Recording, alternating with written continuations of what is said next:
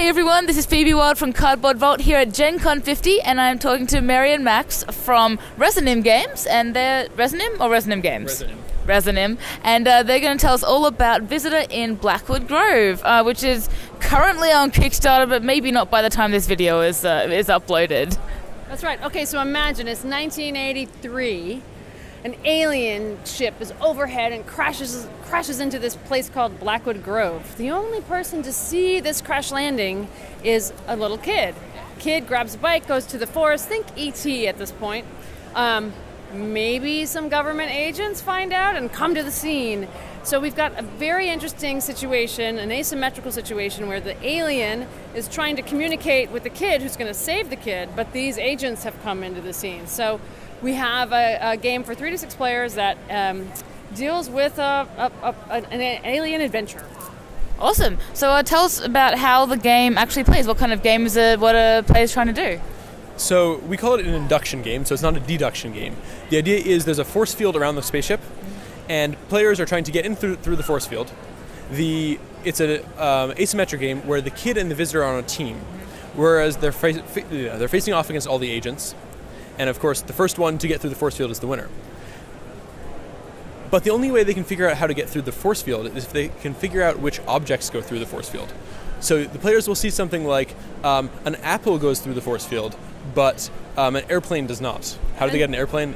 Good question. And those things are actually cards in the game. So we have over 100 cards that have these really interesting objects, coffees, a trebuchet, a horse, and you're like throwing them at this force field, seeing if they'll pass through or not. And what's happening is the visitor has a rule in his head. It's a secret rule called the pass rule, and it defines what kind of objects will go through and what kinds won't. So for example, if the apple is through, maybe it's things that are red. The visitor is trying to communicate this rule by showing objects to the kid without the agents guessing it.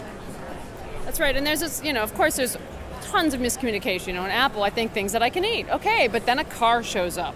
Oh, that breaks everything. Can't eat that. You can't. Maybe the alien can eat it, but the kid cannot eat the car at this point. And so what's really cool about the game is that pass rule, it doesn't come off a card or anything. The visitor can just make it up out of thin air. It can be anything. There are lots of really bad pass rules you can make, but lots of really cool ones. Things I ate for breakfast that you'll never know. Exactly.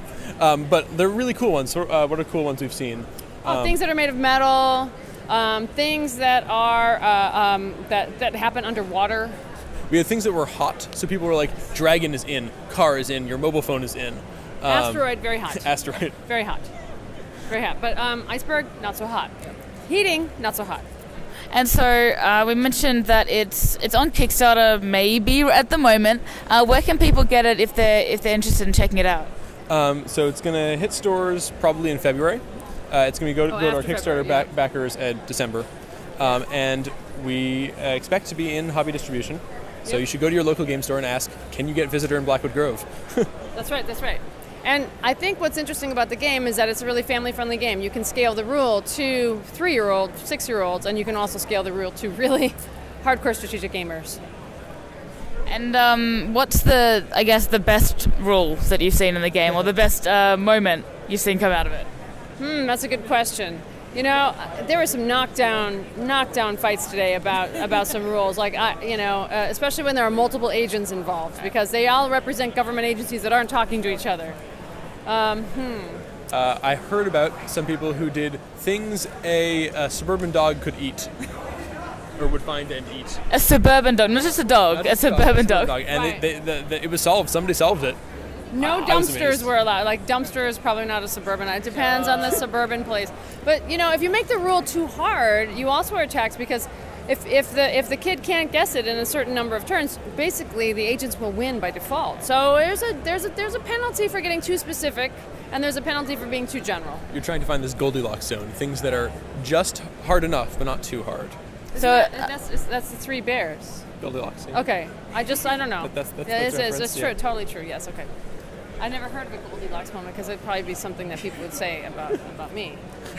So is the alien and the kid working together, trying to win? Yeah, they try to collude, but they can't communicate really. I mean, the alien does not speak English; it speaks objects.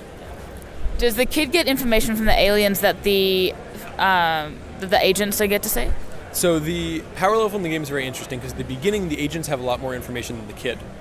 This is why the visitor wants to make a hard rule, because as the game goes on, the kid gets more and more information from the visitor.